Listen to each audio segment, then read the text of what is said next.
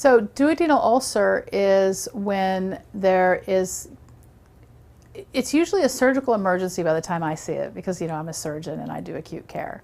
So what happens is there's an ulceration in the first part of the small bowel that's just past the stomach, and that's called the duodenum.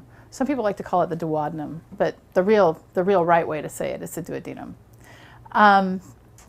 What can happen is there can be an overgrowth of a bacteria called Helicobacter pylori, and that can erode the ulcer. It can cause an ulcer, and then that can erode through the lining of the small bowel, causing what's called a perforation. So oftentimes when I see a patient that has a duodenal ulcer, the patient is very sick and requires urgent operation.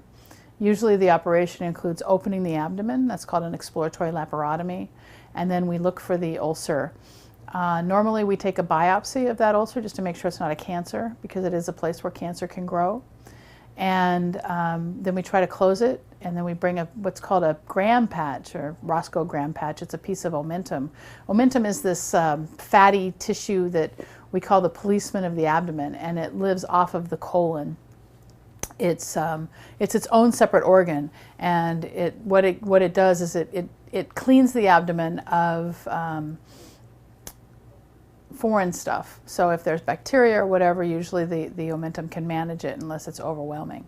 So in the case of a duodenal ulcer, usually what we'll find is a big hole and bile leaking out, and a lot of abdominal, what we call sepsis or infection.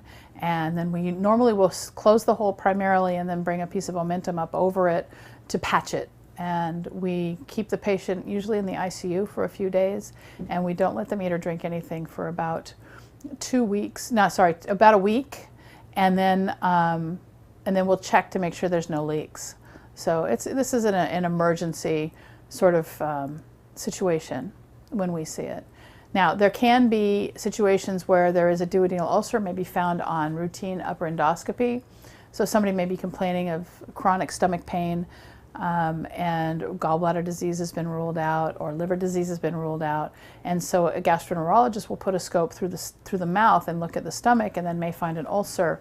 And if it's caught early enough before there's any perforation, then the whole bacteria can be treated with antibiotics if the biopsies come back as bacteria.